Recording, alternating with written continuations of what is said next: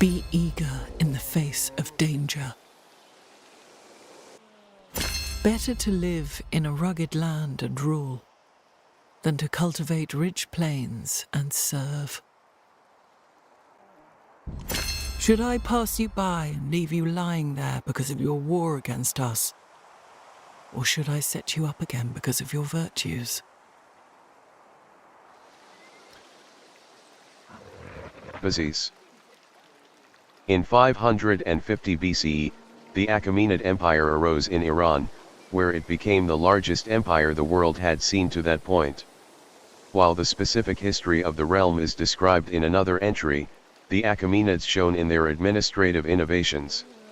Managing a far-flung empire required a particular balance of centralization and decentralization.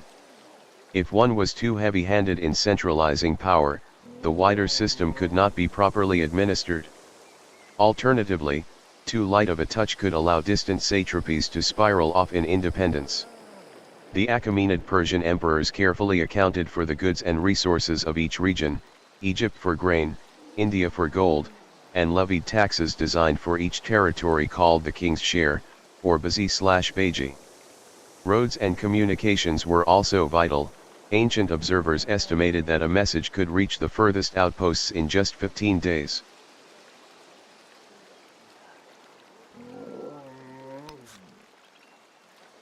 Satrapies. How does one govern a conquered kingdom? In many conquests, forcing an enemy king to show allegiance had the softest impact on ordinary citizens, as day-to-day life would continue as normal. However, the Persian Empire was built on the concept of divine rule, where all power revolved around the throne. The system of satrapies, set by Cyrus the Great in 530 BCE, was meant to govern conquests and manage tribute.